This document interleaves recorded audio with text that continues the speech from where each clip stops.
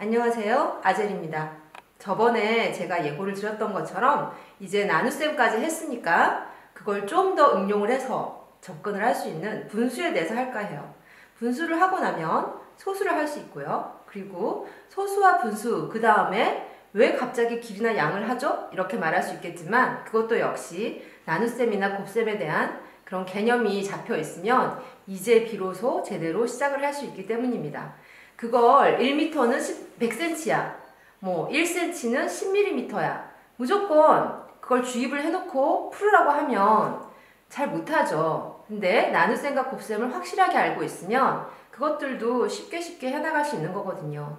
약속이 되어 있는 것만 잘 주지를 하고 있으면 그 다음은 알고 있는 것들을 잘 양념을 해서 우리가 찌개를 끓일 때 어떻게 할 수 있죠? 된장찌개를 끓일 수 있는 사람은 고추장찌개도 레시피 한번 딱 보면 응용이 바로 되는 거거든요.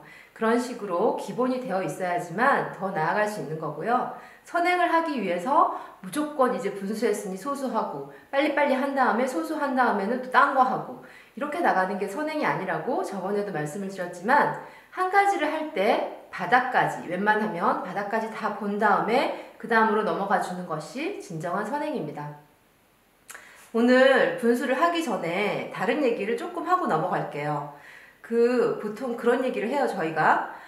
내가 구구단을 제대로 잘 몰랐었는데 학년 넘어가고 나서 뭐 이렇게 하다 보니까 구구단을 알게 됐더라. 혹은 중학교 때는 인수분해를 막 헷갈려 했었는데 고등학교 가니까 인수분해가 저절로 되더라. 뭐 이런 사람들이 있어요. 그러면서 굉장히 자랑스러워 하는데 그건 자랑스러운 게 아니죠. 왜냐? 했어야 했을 때 잘했어야 그게 자랑이죠. 그걸 지나고 나서 이제 알았는데 왜 이제 알았을까요? 딴 거 더 심화된 거를 하다 보니까 그걸 어쩔 수 없이 알게 된 거예요. 그러면 어떻게 된다? 남보다 항상 한 발 늦는다는 거죠. 내가 한 발 앞서 나갈 수는 없더라도 같은 보조로는 걸어줘야 되는 거고요. 그게 자꾸만 뒤처지다 보면 한 걸음이 10걸음 늦어지고 10걸음이 이만큼 늦어져서 나중에는 어떻게 되죠? 나 혼자 헤매거나 포기를 하게 되는 거죠.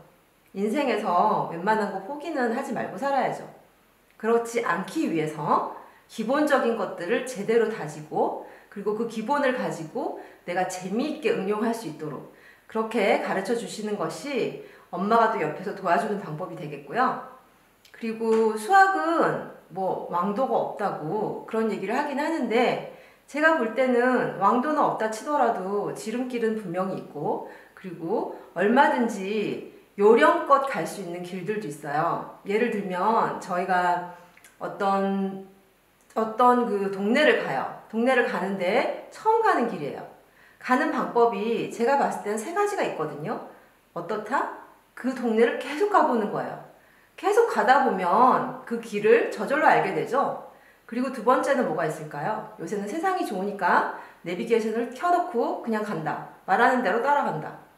그리고 3번째는 지도를 먼저 펴서 내가 갈 곳이 어디인지를 보고 얼마나 걸릴지 대충 예상을 해보고 그리고 이동 경로를 먼저 파악을 해놓은 다음에 갈 수 있겠죠. 그러면 가다가 시간이 좀 더 오래 걸리는 것 같다든지 아니면 내가 아까 봤던 그 경로를 좀 이탈한 것 같다든지 이러면 잘못 가고 있다는 거를 금방 알 수 있거든요.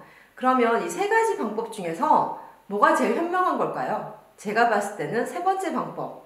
먼저 가는 곳을 요령껏 찾아본 다음에 내가 어떻게 갈 것이다. 머릿속으로 시뮬레이션 해놓은 다음에 그 다음에 가는 것이 가장 현명한 거거든요. 왜 이 길찾기 얘기를 하냐면 수학도 마찬가지거든요. 물론 계속 가서 저절로 알게 되는 거 뭘까요? 비슷한 문제 계속 풀어요.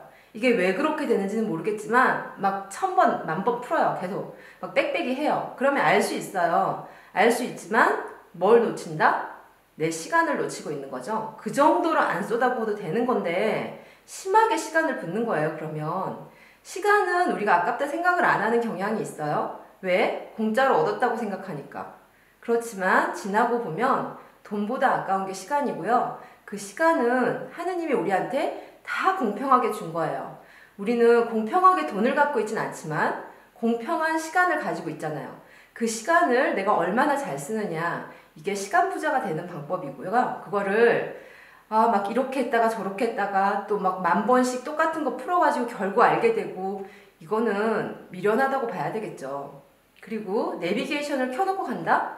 이건 뭘까요? 뭐 해답을 보고 한다든지 아니면 무조건 선생님 모셔놓고 그때그때 배운다든지 그건 내 게 아니죠.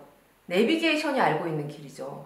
그래서 그것도 내 것이 아니죠. 그래서 저는 세 번째 방법을 추천을 드리는데 수학도 그렇게 세 번째 길찾기처럼 공부를 하셔야 돼요.